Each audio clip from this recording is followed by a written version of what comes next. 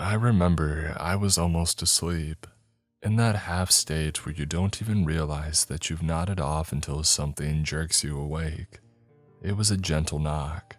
My watch said 12:30, and I rubbed my eyes, propping myself up on an elbow.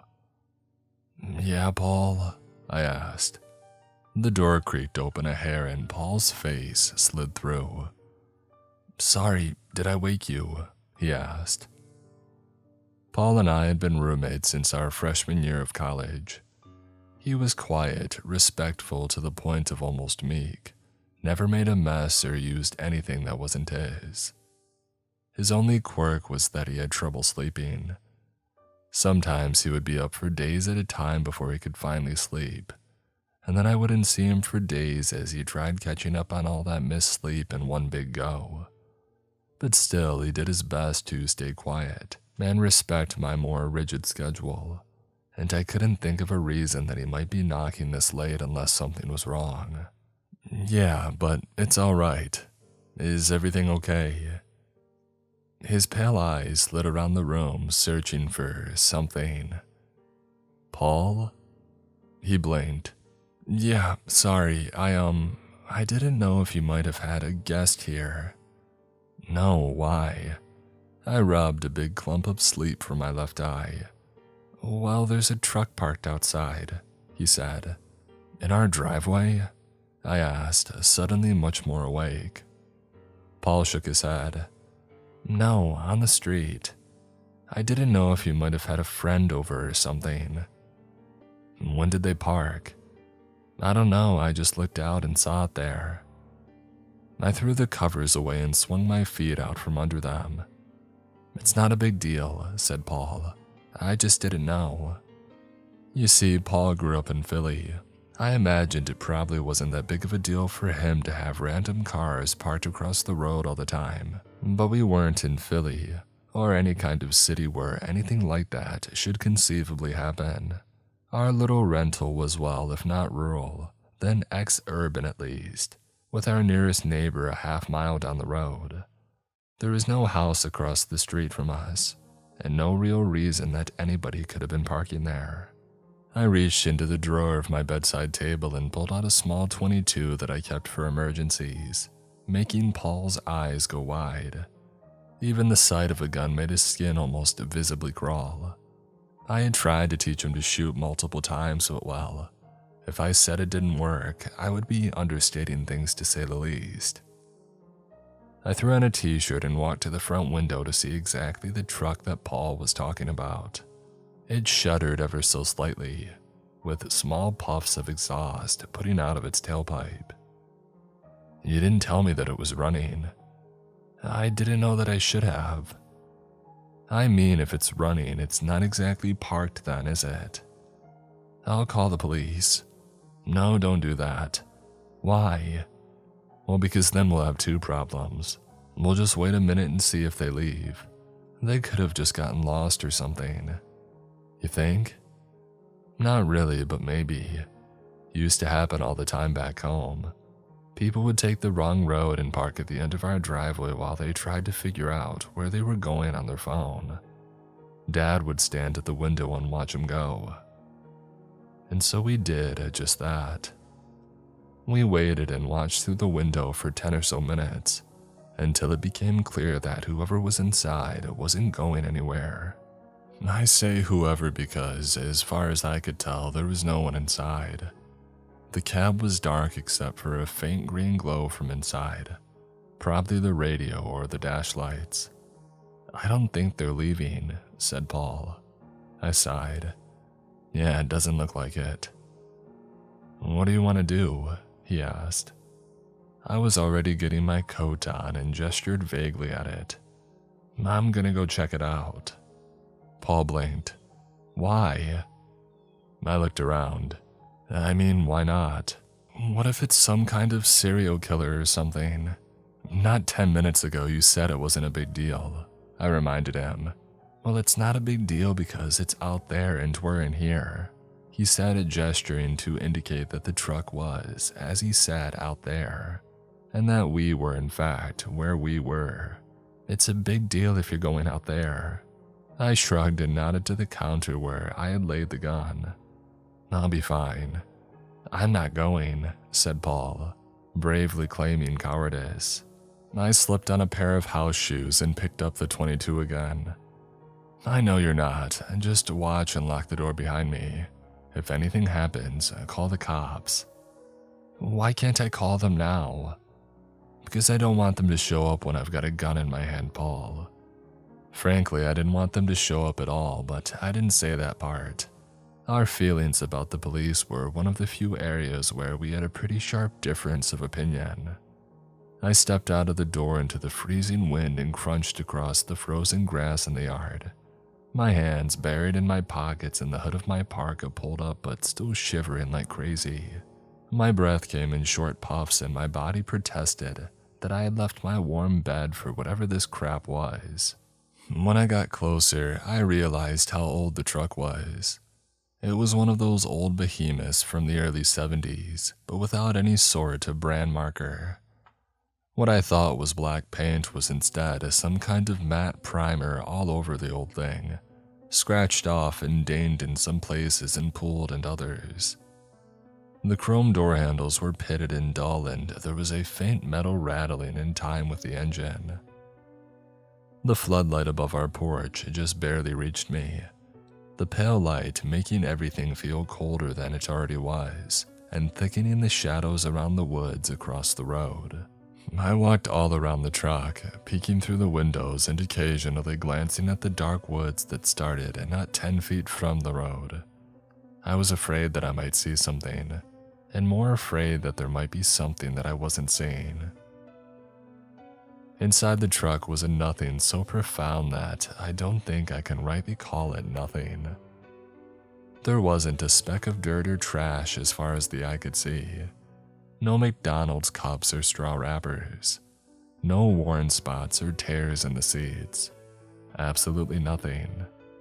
The whole thing was immaculately clean, stained only by that green glow. I looked back to the house. Paul was standing in the window with his cell phone poised in his hand like a talisman. I waved. He held up his hands, silently asking the question. "So what is it?" I looked over my shoulder at the truck and then back at Paul and shrugged, making a face that I hoped said, "I don't know." I started back across the yard as another gust of autumn wind blew down the road, rustling the trees overhead and sending shivers down my spine as it left a deep silence in its wake. It took me a couple of steps more to realize it, but when I turned, I saw the truck had gone still, with no more puffs of exhaust or quiet metallic rattle. I frowned at it and took a couple of steps back toward the road, my shadow falling long and thin in front of me. Craning my neck to look around at these streets and the woods, there was nothing as far as I could see. "Did you turn it off?" asked Paul the moment that I stepped inside. "No, I think it ran out of gas," I said, taking off my coat and hanging it on the hook by the door. "You think?" "I mean, I don't know for sure." "You didn't see anyone out there?" I took a deep, slow breath to resist the urge to be a smart aleck. "No, Paul, I didn't see anyone." "So, what do we do now?" Call the non-emergency line and have the city tow it, I guess. It's on a public road." "Cool," said Paul, seeming happy to have something to do. "What's the non-emergency line?"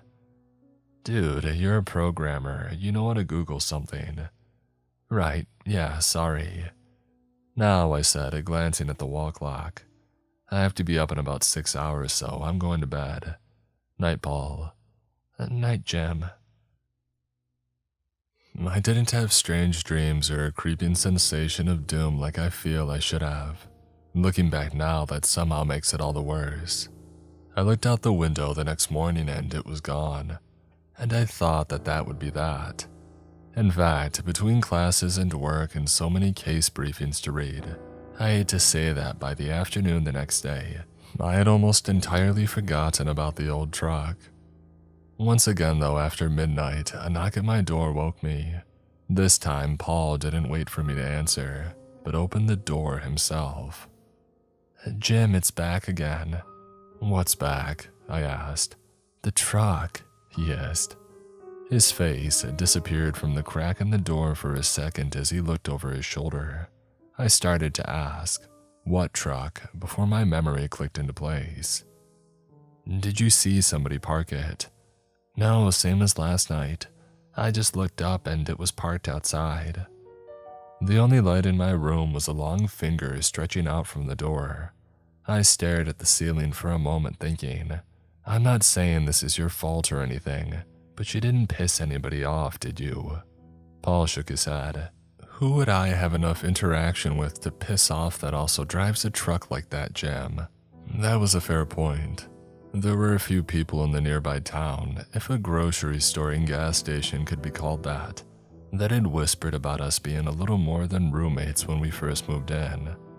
But that rumor had been put to rest a long time ago when I had dated a local girl for a while my first year in school.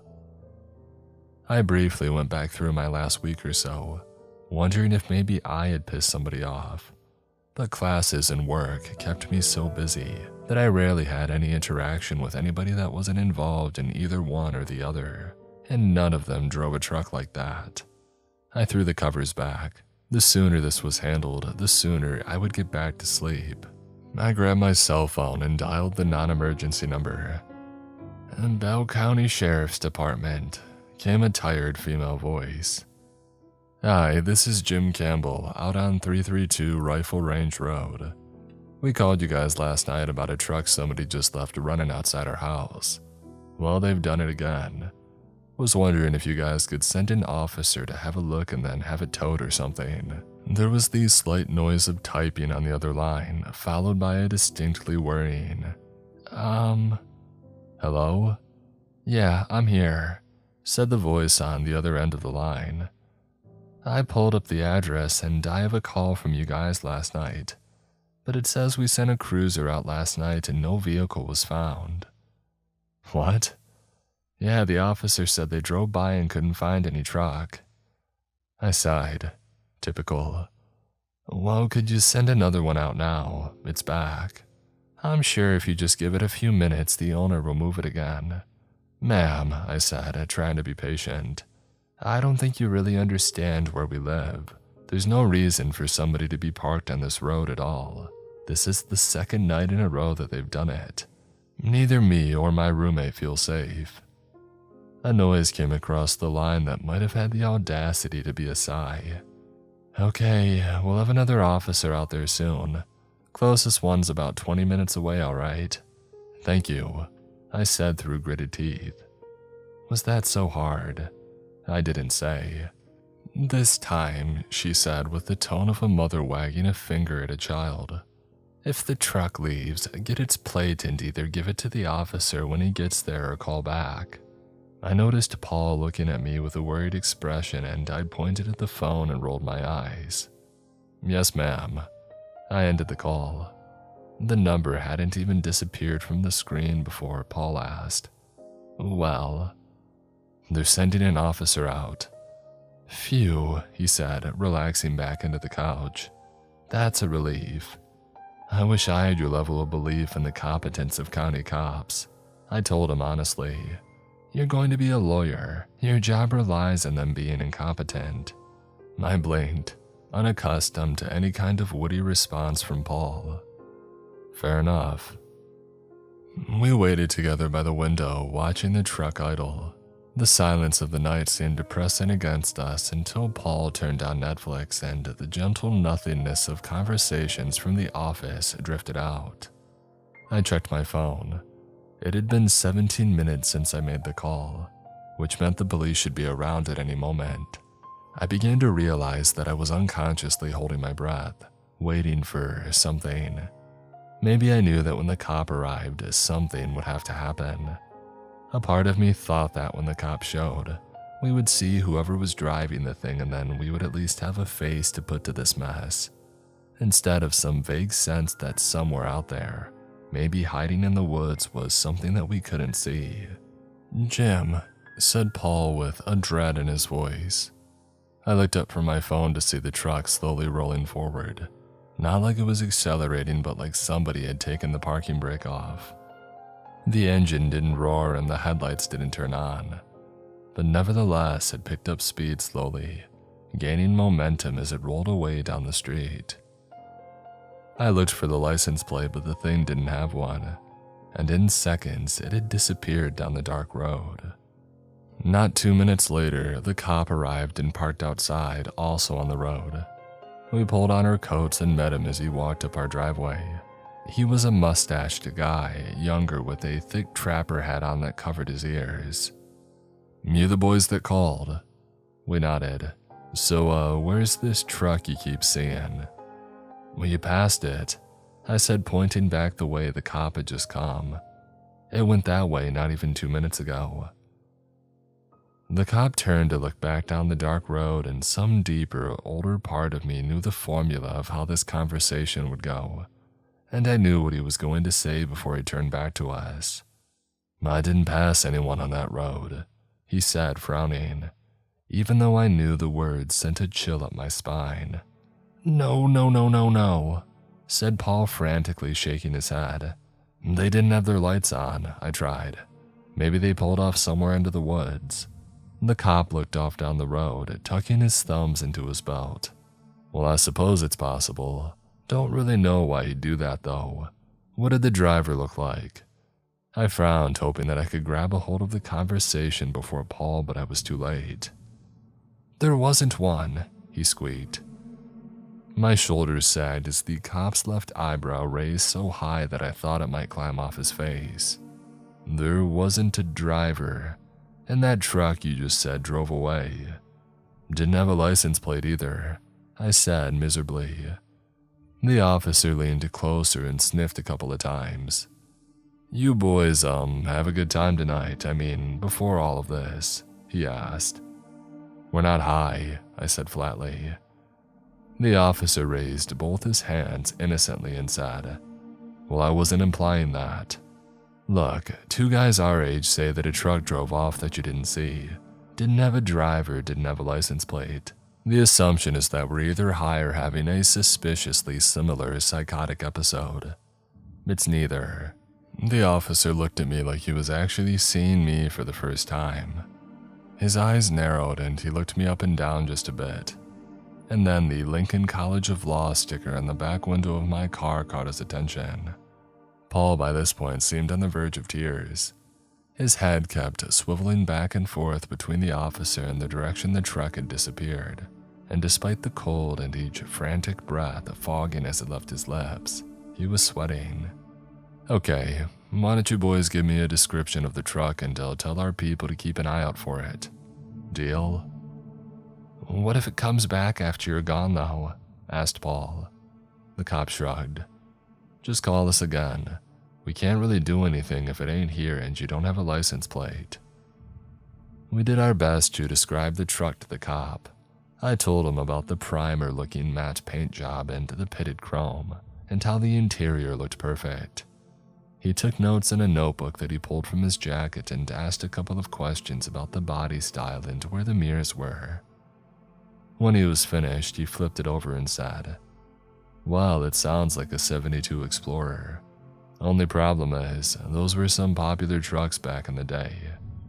I wondered how such a young guy could be so knowledgeable about the popularity of trucks back in the '70s, but I decided not to ask. So we'll keep an eye out for it. Doesn't sound like something that'll exactly blend in if it's out, but lots of people around here could have an old truck like that parked in their yard or behind their barns or whatever. If you two haven't pissed off anyone or caused any trouble that you can think of, though, I don't think that you have much to worry about. I mean this nicely, but there are a lot nicer houses not far from here if somebody were going to break in and burgle the place." He had a point there.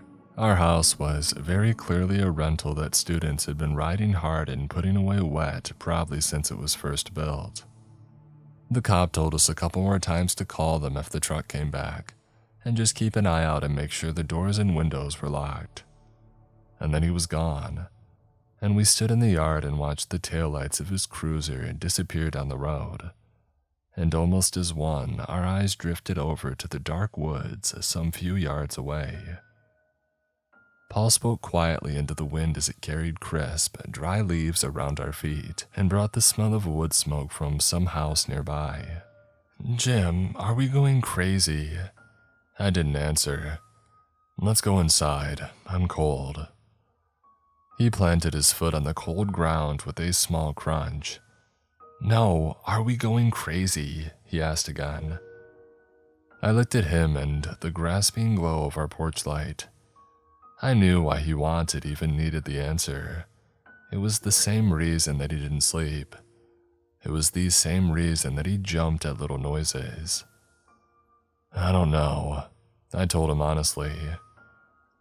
He turned away from me to look back again into the yawning darkness, but he wore the stare of someone looking further than that.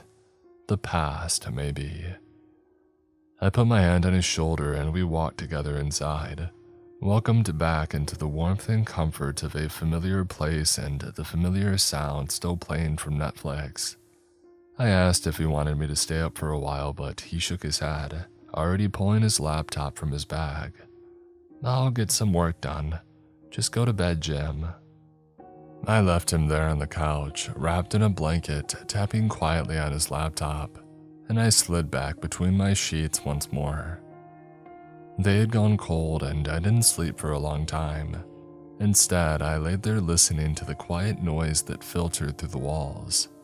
Typing, sometimes a laugh track from the TV, and the footsteps as he moved between the living room and the kitchen again and again, making, I knew, cup after cup after cup of black tea.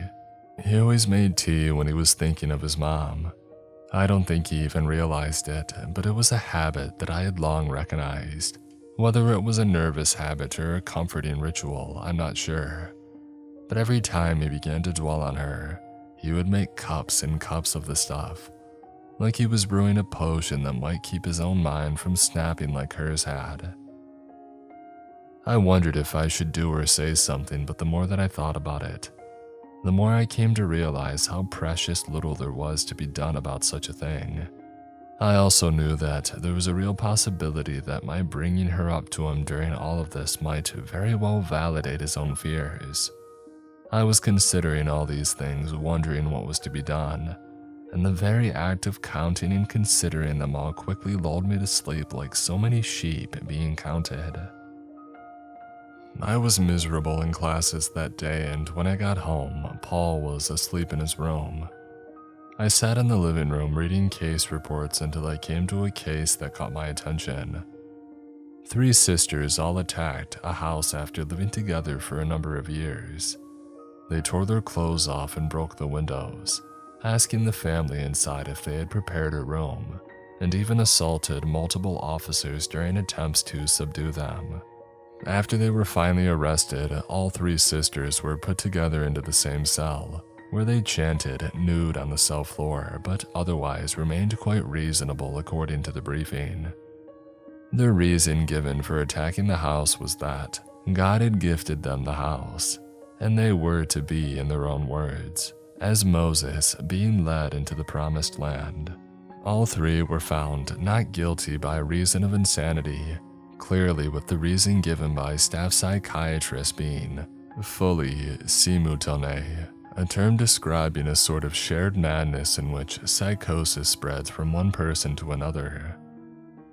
I googled it and started to read up on the subject, getting only to the first couple of sentences, which read, "Affected individuals frequently live together and usually have an enmeshed relationship that isolates them from others, a situation that contributes to the lack of detection by others." Paul's door opened and I slammed the laptop shut, much harder than I had meant to. He walked out rubbing his eyes, dressed in checkered pajama pants and a shirt 3 sizes too big. "What was that for?" He pointed at the computer. "Nothing. Nothing, you practically slammed the thing." I thought fast to try and think of something. "I was, looking at stuff." "Stuff?" he asked, laughing. Adult stuff." I nodded. "Yeah, in the living room." Look, something popped up and then I just went down a rabbit hole. You know how it goes. He shrugged and pointed jokingly. As long as you're not, in the living room. I'm gonna take a black light to this place later though. I better not find nothing in here, you hear me? We both laughed and he walked into the kitchen. I watched him start making coffee and I chastised myself for the thoughts that I had been having just a moment before. And yet, when I reopened my laptop, I bookmarked the page just in case I had some time later to read through it. I didn't get a chance to read it, between case briefs and readings for the night, but once again, just after midnight, I was awoken, though not by a knock. No, this time it was the sound of music. It was some tinny, twangy guitar that sounded like somebody was playing it through an old phone speaker that they had dropped into a solo cup or an old radio from the 1930s. I walked out to ask Paul to turn it down, but I found the living room silent and still, with Paul peering out of the window again. "It's back," was all that he said, without even turning to look at me. "And it's playing music now."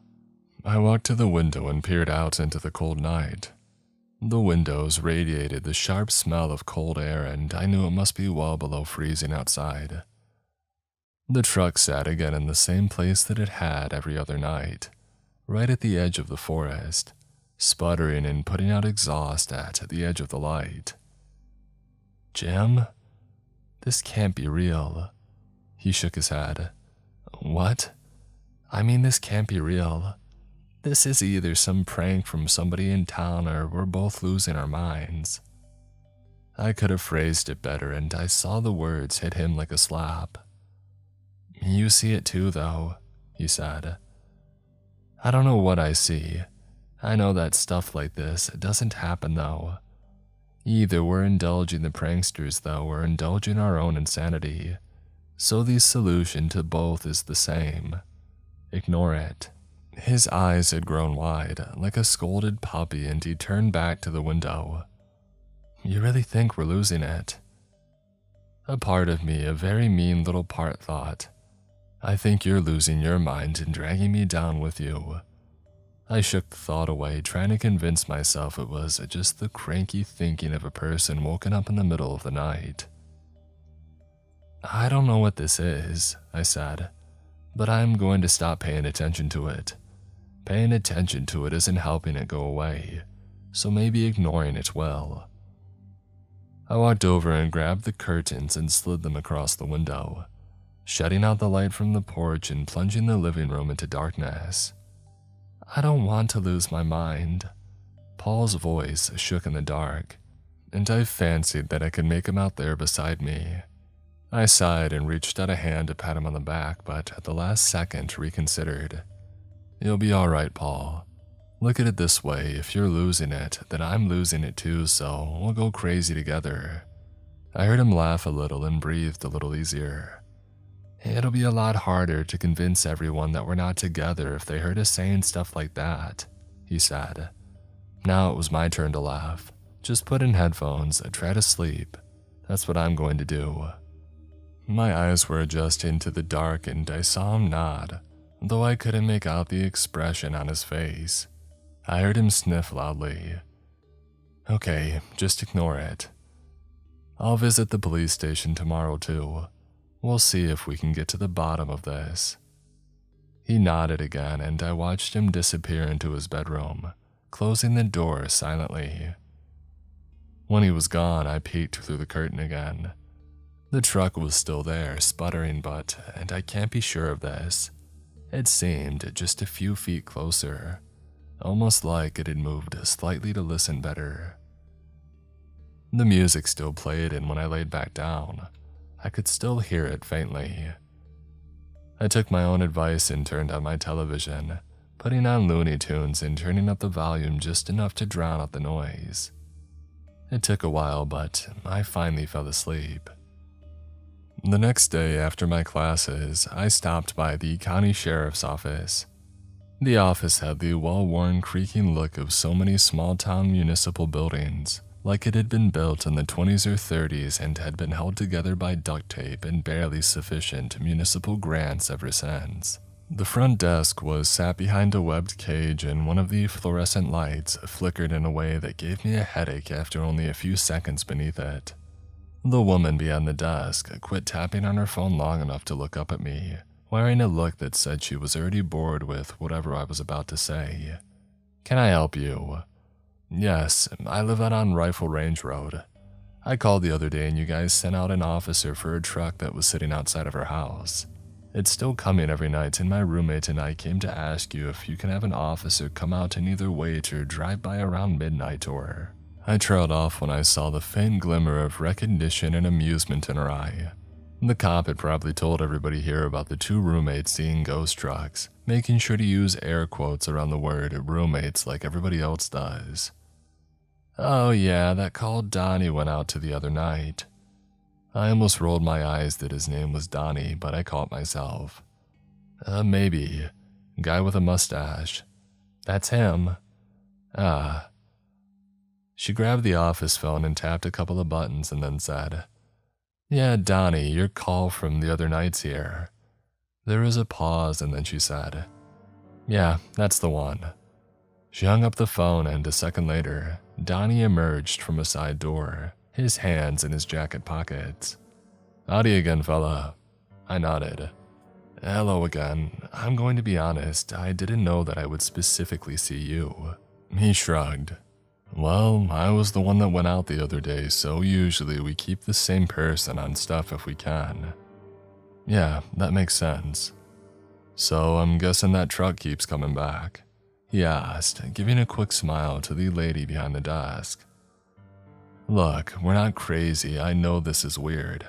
I know it's strange, I guess, but we're not. That's why we've not made a bigger deal about this, because we know it's weird and it doesn't make a lot of sense." Okay, said Donnie, holding his hands up. "Don't get all riled up. You said it keeps coming back. Does it come every night?" I nodded. "Every night." He stuck his hands back in his pockets. "All right, specific time or anything?" "My roommate usually sees it right after midnight. That's when he wakes me up at least." Donnie nodded. "Just after midnight, all right. How's about this then? I'll come out tonight about 11 and I'll park and hang out for a couple of hours. That way if it's something odd, then I'll see it too. If it's just some kids pulling a prank, maybe when they see the police getting involved, they'll knock it off. Does that sound good?" "Yeah, that would be great if you could." Donnie nodded again. "All right, I'll come out around 11 then. Just make sure all your drugs are put away and everything." He laughed, but I went stone still. That was a joke, man," he said. I explained everything to Paul when I got home, and we tried to carry our normal routine. I tried studying, but I couldn't focus at all. And Paul did the same things that he always did, just quieter and slower. He overcooked his pasta, spilled the hot water for his tea, and rewrote the same lines of code 6 or 7 times apiece. Neither of us said it, but we both knew that tonight could go one of 3 ways. Either the truck came and Donnie saw it, and we knew that we weren't crazy. The truck came and Donnie didn't see it, and we realized we probably were crazy. Or the truck didn't come and everything stayed in limbo. I couldn't speak for Paul, but the third one worried me the most. 10 minutes after 11, a police cruiser lazily rolled to a stop on the side of the street, a little to the right of where the truck usually did. The car kept running, probably to have the heat on, but the lights turned off, and from the window, all we could see was the blue glow from the onboard computer inside. "Should we close the curtains?" asked Paul. "Why?" "I don't know." "No," I said after a moment. "I want them open. I want to see when it comes." "What if it doesn't?" he asked, barely more than a whisper. I didn't answer. At 11:50, the truck did come. It rolled into view without lights or sound and parked in its usual spot. A second later, the tinny old music began playing, notes that might have been described as lilting if they hadn't sounded so stunted and decrepit. We watched as Donnie leaned out and turned his cruiser's floodlight to the truck. We saw him speak into his radio and then climb out of his car. "Who's there?" he asked. The words floated into the night and across the desolate frozen yard to Paul and I. The truck didn't answer. "This little game's over now. Come on, who's in there?" Again, no answer. Just the tinny notes rising and falling as rhythmically and steadily as breathing. He unholstered his gun and inched closer, craning his neck to look into the cab and keeping his gun ready. When he was close enough, he cautiously reached for the handle. In one quick motion, he flung wide the door to the cab, quickly moving his gun from the seat to the floor to the ceiling before realizing, just like I had, that there was no one inside. There was nothing inside. He turned to look at the both of us still watching from the window, and then began to walk slowly around the truck, making the same loop that I had made that first night. He pulled his flashlight from his belt and held it with his gun as he inched around the bed, the taillights and the cold wind combining to turn his skin a pale and raw red. He moved all the way around until he was standing again beside the driver's side door looking confused. He slid his gun into its holster and hooked his thumbs through his belt loops, looking first one way and then the other, into the darkness stretching away on either side. I saw him sigh and then climb in and turn the radio off. The last tinny notes drifted into the cold wind and were gone. It's amazing how menacing silence can be. The music gone, some deep sense of dread that had been creeping through the back of my mind roared into the forefront. At the same moment, a pit formed in my stomach, twisting and writhing under the sudden and unquestionable knowledge that something horrible was coming. I banged on the window and Donnie's head snapped to look at us. "Get out! Run!" I yelled, pounding my fist so hard against the glass that I thought it might break. He frowned and started to climb back out, but the truck's door swung closed. We watched him grab at the latch inside and put his shoulder to it, but it didn't budge. His face was starting to grow panicked now, and I felt Paul's hand clutch at my arm. And Donnie banged his fist against the window, rearing back and throwing his weight into each swing, but the glass only bulged and bent without even a crack appearing. "Jim," said Paul frantically. "Jim, what do we do?" Donnie pulled his gun once again and, turning his head away and plugging one ear, fired through the window. The bullet erupted through to the other side, but instead of shattering, the truck's window, now with a small hole through it, began to cloud over like a thin membrane of skin as a dark fluid began to leak from the hole. Veins began to appear within the membrane, pulsing under the cloudy film as dark trails of liquid oozed down to the door and began to drip to the ground. Paul released his grip on my arm and I heard the sound of him retching behind me as he ran to the bathroom. I stayed beside the window watching as Donnie faded to a blur behind the clouding window, before he was nothing more than a shadow puppet, the shape of his fist still beating against it without effect. I felt the bile rising up in my own throat but bit my cheek to hold it down, frozen to the spot, unable to look away but desperately not wanting to watch it for a second longer. I caught the faint sound of screaming through the window now, a squeezed noise filtering through the bullet hole. "Help! Help! Somebody help me!" The tinny sound of a guitar started again and rose until it drowned out the screams, and as I watched, the truck slowly began rolling away into the night, the same as it had every other night, this time carrying its faded passenger. The truck disappeared into the night and the music faded with it. All I could smell was ozone, and all I could hear was the sound of Paul hyperventilating in the bathroom. I felt deeply, dreadfully cold, or maybe it was just cold dread. But either way, I stood shivering at the window for a long time, and then I called the cops. They were already on their way, it had turned out. Officers from Bell County, county sheriffs from surrounding counties, ambulances, crime scene investigators. They all filled the street, their flashing lights chasing the shadows of the night deep into the trees of the forest. They searched Paul, myself, the house, the property, the surrounding properties. They searched everything they could to get their hands on, stopping only occasionally to glare at us. I know they think that we did it, or at the very least had some hand in it. They put both of us in the back of a cruiser, hardly speaking to us. Paul stared out the window as they drove us away, the blue and red flashing lights turning his skin a sickly purple color. "What are they going to do?" he asked. "Question us, make sure that our stories match up, probably split us up. They're going to think that we're crazy." I know, I paused, and the gravity of that began to sink in. I know. And they did just that too. We were split up and questioned then questioned again. I didn't lie. I told the truth.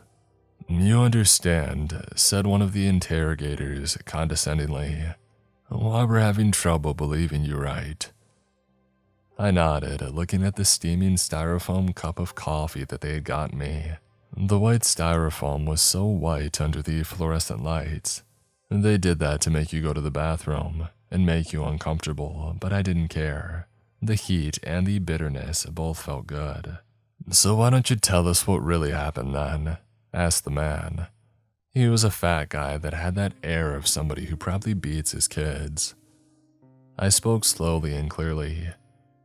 "He got in the truck to turn it off. The door is locked. He tried to break the windows and couldn't.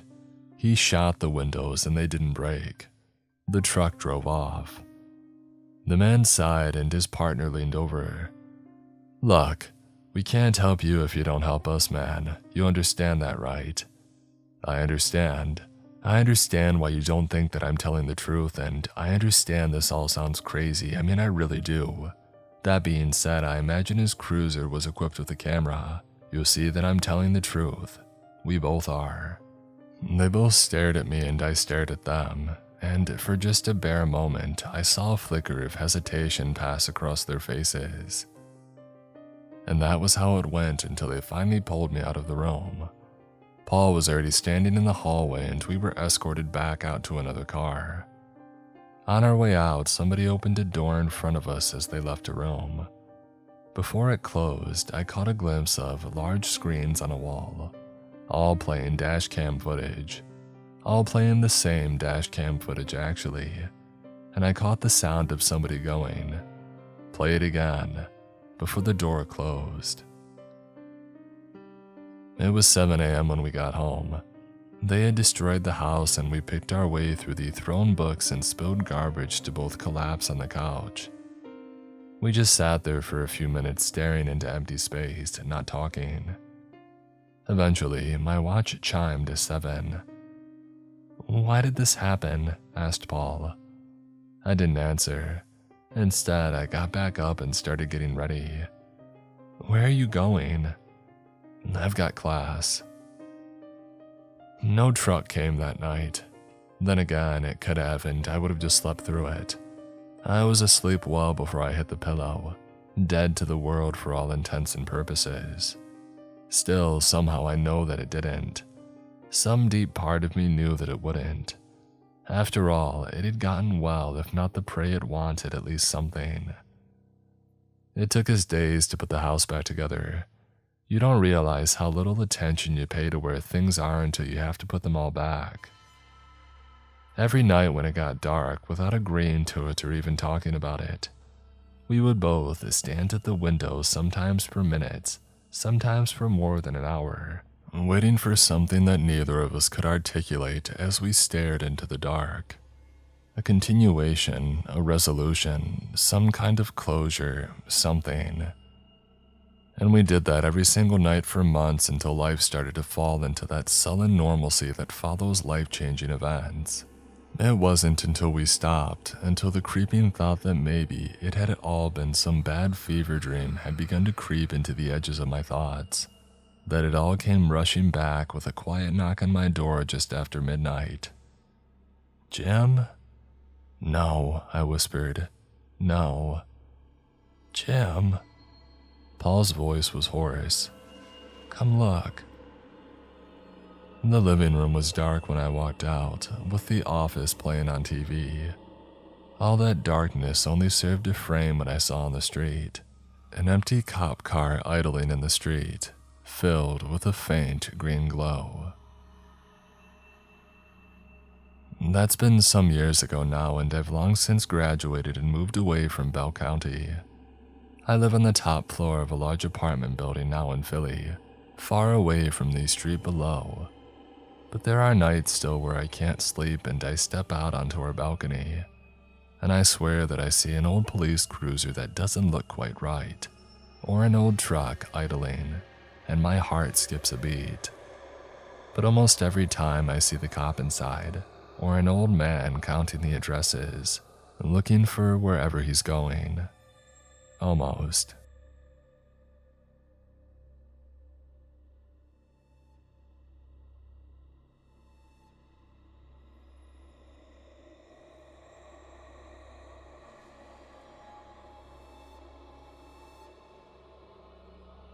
Damon McCory, Rain, Big Country Allen, Jerry Ramey, Nelson Asada, Die Screaming, Meat Gasher, Dala Magara, Caden Gibbler, Justin Fotenauer, MB Massacre 91, That One Woodsman,